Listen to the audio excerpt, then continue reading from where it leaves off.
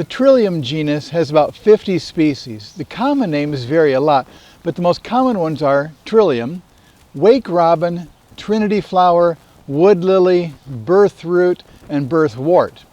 Trillium species are native to temperate regions of North America and Asia. The largest number of species is found in the southern Appalachian Mountain areas of the southeastern United States. The Trillium genus was in the lily family, but botanists decided there were too many genera and species in the lily family, so they moved the Trillium genus and a few others into the Melanothacea family. Trilliums are spring woodland ephemerals, meaning that the rhizome is dormant most of the year. In the spring, a flower stalk shoots up above the ground, and the portion of the plant that's above the ground will die back in a couple of months. Technically, what most people call leaves are called bracts by botanists. Bracts are modified leaves that are associated with a flower. The actual flower has 3 sepals, the green parts here on this one, and 3 petals. And the petals can be green, pink, purple, red, white, or yellow. Even though most trilliums have all the flower parts in 3s, some individual plants have 4 of everything. The seeds have a structure called an elastomer that is filled with oils and proteins that are attractive to ants.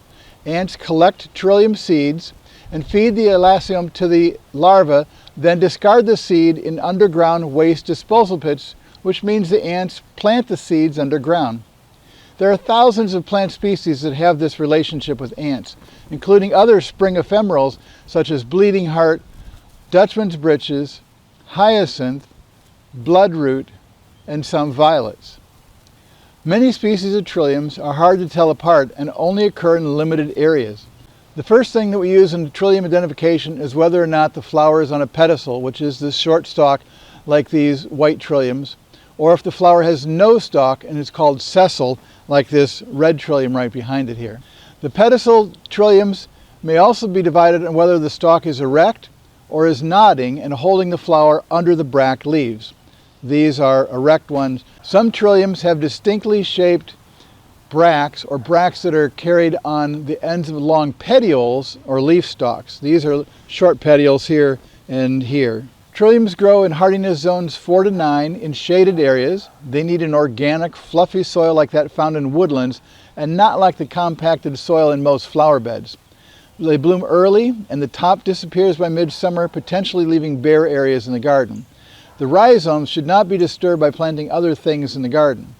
They do well with similar woodland plants like ferns, hostas, jack-in-the-pulpit, violets, Virginia bluebells, and woodland flock. Trilliums do not transplant well from the wild, and many are endangered. Therefore, they should be purchased from reputable nurseries that specialize in woodland wildflowers. Another spring ephemeral woodland wildflower that has 3 leaves are the jack-in-the-pulpits. The jack-in-the-pulpit leaves are not as radially triangular. The trilliums are completely in a circle, and the leaf veins on the trilliums spread out and fill the bract all from one point, whereas the jack-in-the-pulpits tend to be a one-sided kind of triangle. The jack-in-the-pulpit leaf veins radiate out diagonally from a central vein. And this is Jeff with the Green Review. Thanks for watching.